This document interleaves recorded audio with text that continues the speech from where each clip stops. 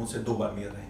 आप भारतीय जनता पार्टी के राष्ट्रीय उपाध्यक्ष, आप भारतीय जनता पार्टी के गुजरात प्रभारी रहे, आप भारतीय जनता पार्टी के महासदस्यता अभियान के प्रभारी रहे, आप लखनऊ यूनिवर्सिटी में प्रोफेसर हैं और हाँ, इस वक्त आप उत्तर प्रदेश सरकार में उप मुख्यमंत्री पद पे हैं।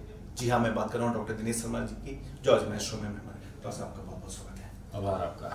डॉक्टर साहब, अपने हालिया इंटरव्यू में माननीय मुख्यमंत्री जी ने चर्चा की कैसे उनको मुख्यमंत्री पद मिला। उन्होंने लगातार बताया कैसे राष्ट्रीय अध्यक्ष जी ने उनको कॉल की, उन्होंने फिर गोरखपुर से दिल्ली और दिल्ली से लखनऊ का सफर तय किया। लेकिन हमारे दर्शकों को ये भी पता चलना चाहिए कि पहली कॉल आपकी किसके पास आई, कैसे आपको मुख्यमंत्री पद ऑफर हुआ और उस कॉल के बाद आपकी पहली फीलिंग क्या थी? प्रसन्नता की थी, गर्व की थी कि संतोष की थी? नहीं, देखिए, मैं हम लोग को वास्तविक रूप में पार्टी के कार्यकर्ता हैं, साधारण कार्यकर्ता हैं। पार्टी समय समय पर विभिन्न कार्य देती है, उन कार्यों को करने की हम लोग कोशिश करते हैं। सफलता और असफलता ये प्रश्न नहीं होता। प्रश्न ये होता है पार्टी ने चैलेंज कौन सा दिया।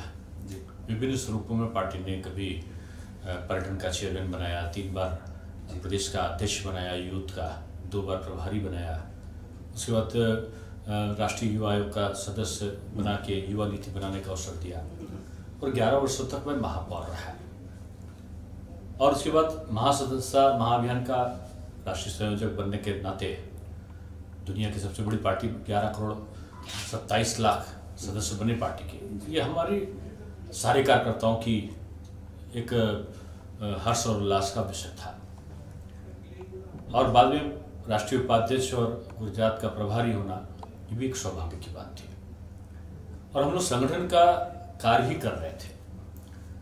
मुझे कोई पद मिलेगा नहीं मिलेगा ये कभी मैंने नहीं सोचा था, ना मैंने किसी से कहा, ना किसी ने मुझसे कहा। हम लोग पार्लियामेंट्री बोर्ड की बैठक हो रही थी, ये मेरे राष्ट्रीय अध्यक्ष और हमारे राष्ट्रीय नेतृत्व का विश्वास था। उन्होंने मुझे पार्लियामेंट्री बोर्ड में रखा था। सदस्यों का चयन, विधानसभा चुनाव के लिए प्रत्याशियों का, उसके बाद मंत्री का चयन, ये सारी चीज़ें हुई और इनके उसमें मैं एक सदस्य के रूप में था। और साधारण बैठकों को करने के बाद मैं दिल्ली से 18 तारीख को लखनऊ आ गया था। रात भर काफ़ी देर तक जागा था, थकान ज़्यादा थी, मैं सो गया था। 4 बजे विधायक दल की बैठक होनी थी, क्योंकि मैं विधायक नहीं था और मैंने संगठन में काम करना पसंद किया था। चुनाव लड़ना का निर्णय नहीं हुआ था और नहीं संगठन से मैंने कहा, ना संगठन ने मुझसे कहा। तो उसके बाद मुझे विश्वास ही नहीं था कि मैं मंत्रिमंडल में जाऊंगा या कुछ और मुझे रूप होगा। तो मैं तो निश्चित था कि मैं तो विधायक भी नहीं, तो विधायक मंडल दल की बैठक में क्यों जाऊंगा। और ना ही मुझे सूचना आई थी विधायक मंडल दल की। तो मैं 12 बजे दिल्ली से लौटा, सो गया। 3 बजे मेरे परिवार वालों ने मुझे जगाया, बताया कि पार्टी कार्यालय से फोन आया है। कहे का फोन आया, बात करा। तो बाद में हुआ कि आपको 4 बजे विधायक मंडल दल की बैठक में आना है और उपनेता के रूप में आपका नियोजन तय किया गया है।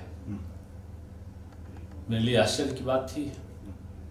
मैंने बताया ना, पार्टी जो काम सौंपती उसको हम लोग तत्काल कैसे कर सकें इसका प्रयत्न करते हैं।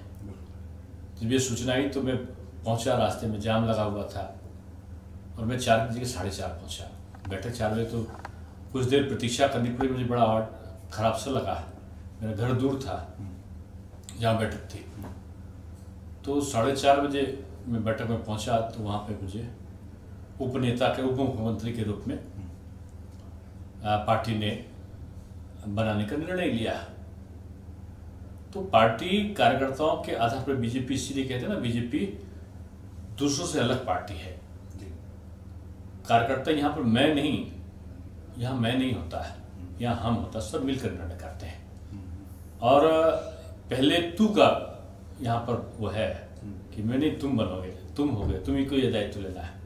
ये संस्कार केवल बीजेपी में है और मैं सौभाग्यशाली हूँ कि इस पार्टी का एक कार्यकर्ता के रूप में मुझे काम करने का अवसर मिल रहा है। डॉक्टर साहब, जैसा कि आप मान रहे हैं कि आप पार्टी के कार्यकर्ता हैं, लेकिन जो भी यूपी की राजनीति को समझता है वो जानता है कि आप हमेशा से भारतीय जनता पार्टी में की फैक्टर रहे हैं। आप यूनिवर्सिटी से जुड़े हैं, शिक्षा से जुड़े हैं, तो मेरा पहला सवाल ये करना बहुत लाजमी है कि सरकारी स्कूलों की हालत बहुत खराब है। डॉक्टर साहब, आप लगातार, आपने भी आंकड़े देखे, विपक्ष में रहते हुए आपने बहुत अध्ययन किया है। और माध्यमिक शिक्षा में जो भ्रष्टाचार जो अपनी पैठ बना चुका है, किस तरह से निपटने की योजना बना रहे हैं? देखिए, किसी भी विभाग को ठीक करने के लिए तमाम प्रकार के कार्य संचालन की आवश्यकता होती है। किन कारणों से ये भ्रष्टाचार का जो शब्द है पनप रहा है, कहाँ इसका मूल जड़ कहाँ है? केवल भ्रष्टाचार कह देने से कि बड़ा भ्रष्टाचार है, भ्रष्टाचार समाप्त नहीं होगा। समाप्त के लिए मूल जड़ों में जाना पड़ेगा। तो मैंने देखा कहाँ कहाँ की शिकायतें हैं। ट्रांसफर में शिकायत थी, मैंने ऑनलाइन ट्रांसफर की व्यवस्था किया। शिकायत थी कि लोग जो हैं वो ज़्यादातर लोग जो है वो इसके विद्यालय को मान्यता देने में गड़बड़ी करते हैं। उस पर मैंने इसको रोक लगाने की कोशिश की है। तो विभिन्न संदर्भों को हमने देखा है और हर तरीके से सबके साथ बैठकर उसका निर्णय कर रहे हैं। मुझको लगता है कि जल्दी वो समय आएगा कि जब हम लोग एक सुचितापूर्ण एक अच्छा सा कार्य यहाँ पर कर सकेंगे। डॉक्टर साहब, जो पिछली सरकार थी, अखिलेश यादव सरकार की थी, उन्होंने अपने घोषणा पत्र में शासन चुनाव के वादे के साथ गए। पूरे 5 साल उन्होंने सरकार रही और नहीं करा पाए। आप ABVP से निकले हैं, आप युवाओं का प्रतिनिधित्व करते हैं। क्या भारतीय जनता पार्टी विश्वविद्यालयों में शासन चुनाव कराने के बारे में सोच रही है? देखिए, एक स्वस्थ राजनीतिक चर्चा और एक अच्छे मेधा शक्ति का प्रादुर्भाव राजनीति में हो, ये राजनीति की आज की आवश्यकता है। और इसके लिए छात्र राजनीति का सकारात्मक दृष्टि होना बहुत जरूरी है। लिंग 2 कमेटी ने अपने निर्णय दिए हैं और उसमें सकारात्मक दृष्टि कैसे बढ़ सकती है छात्र राजनीति की, इस विषय पर काफ़ी विस्तार से उल्लेख है। इसमें छात्र राजनीति 5 सालों या 10 साल से नहीं हो रहा है। कारण क्या है? ठेकेदारी, बुलेट सवारी, सूट सफारी, ये एक ऐसे प्रचलित शब्द बन गए हैं जो छात्र नेताओं के साथ में लोग जोड़ देते हैं, जबकि ऐसा नहीं है। छात्र राजनीति को अगर सकारात्मक दिशा में ले जाइए तो अच्छा प्रतिफल देने वाली है। और मैं मानता हूँ कि शासन के चुनाव होने चाहिए, ये ऐसा मेरा विचारधारा में आता है। लेकिन क्या होना है, ये सब निर्णय के विषय हैं। चुनाव होने हैं तो किस तरह होने हैं, उनकी प्रक्रिया क्या होगी, उनको कैसे लागू किया जा सकता है, इस पर हम लोग विभिन्न बिंदुओं पर कब कराया जाए, इस सत्र से कराया जाए कि अगले सत्र से कराया जाए, तमाम विचार बिंदु हैं। और हम लोग सब लोग विचार विमर्श करके इस पर निर्णय लेंगे। डॉक्टर साहब, युवाओं को राजनीतिक दल सिर्फ नौकरी के नाम पे क्यों बांध देते हैं? हमेशा घोषणा पत्र में हम नौकरी देंगे, हम नौकरी देंगे। युवाओं को खेल की तरफ मोड़ने के लिए कोई योजनाएं नहीं बन रही। उत्तर प्रदेश में रॉ टैलेंट है, बुंदेलखंड में या ऐसे इलाकों में जो पहाड़ी और पठारी हैं, वहाँ पे बड़ा रॉ टैलेंट है। अभी आप जब आए हैं तो मैं अंदर उत्तर प्रदेश की औद्योगिक नीति को फाइनल कर रहा था। मैं उस समिति का अध्यक्ष हूँ और उसमें मैंने आपके इस प्रश्न के बिंदुओं को लिया है। बुंदेलखंड और पूर्वांचल, इसमें औद्योगिक प्रगति कैसे हो, औद्योगिक प्रगति के साथ साथ खेल गतिविधियों को बढ़ावा कैसे मिले, ये हमने विस्तृत रूप में इनकी चर्चा करी है और इस पर इंसेंटिव्स भी हम देने जा रहे हैं। और मुझको लगता है कि हमारी औद्योगिक नीति आने के बाद में, खेल नीति आने के बाद में तमाम उन चर्चाओं पर विराम लगेगा जो उत्तर प्रदेश को विकसित प्रदेश होने से रोकने में बाधक बने हैं। तैयारियां हो रही हैं योगा की? पूरी लखनऊ का वातावरण बिल्कुल अलग है और माननीय प्रधानमंत्री जी का जब शुभागमन होगा तो मैं समझता हूँ कि लखनऊ के लिए एक विशेष आकर्षण है कि योगा दिवस पूरे देश के बाहर भी पूरे विश्व में मनाया जा रहा है। उसमें विशेष आयोजन में प्रधानमंत्री जहाँ पर उपस्थित हो, इससे बड़ी बात क्या हो सकती है? डॉक्टर साहब, हमको फेसबुक, ट्विटर, यूट्यूब पे एक बहुत बड़ा यूथ का वर्ग है जो फॉलो करता है। हमारे युवा दर्शकों के नाम कोई भी संदेश अगर आप देना चाहें तो। मैं तो जितने भी श्रुतिजन, बुद्धिजन, श्रोतागण हैं उनसे कहूँगा कि आज समय बदल रहा है और समय की यही पुकार है कि हमारा उत्तर प्रदेश एक सर्वोत्तम प्रदेश बने। सर्वोत्तम प्रदेश किसके द्वारा बनेगा? शासन सत्ता के लिए कुछ नहीं कर सकता। शासन सत्ता को करने के लिए उसके वहाँ की जनता का एक अपार सहयोग आवश्यक होता है। सकारात्मक कार्यों की प्रशंसा और नकारात्मक कार्यों के प्रति जन जागरण का ये जो कार्य है वो जनता अपने जनप्रतिनिधित्व को बता सकती है और जनप्रतिनिधित्व को उत्प्रेरित कर सकती है। मेरा आप सबसे यही निवेदन है। अभी हमें 2 माह से कुछ समय ज़्यादा हुआ है, आगे का चुनौतीपूर्ण समय है। पिछले जो कार्य थे उन्होंने उत्तर प्रदेश की जो आर्थिक स्थिति उसको जर्जर किया है।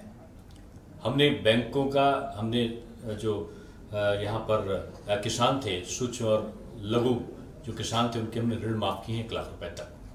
36,000 करोड़ उसमें खर्च हुआ है। 7वां वेतन आयोग में हमने दिया है, लगभग 30,000 करोड़ से ऊपर उसमें खर्च हुआ है। 67,000 से ऊपर के व्यय ऐसे हुए हैं जो अनापेक्षित थे, जिनको हमने आकस्मिक रूप में किया है।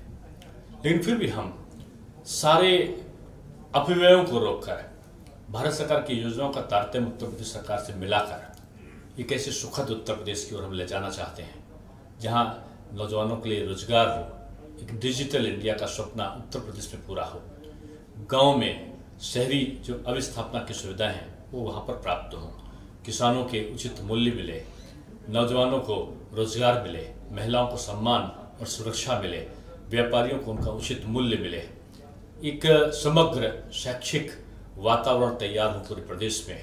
इसके लिए उत्तर प्रदेश सरकार का कृत संकल्प है।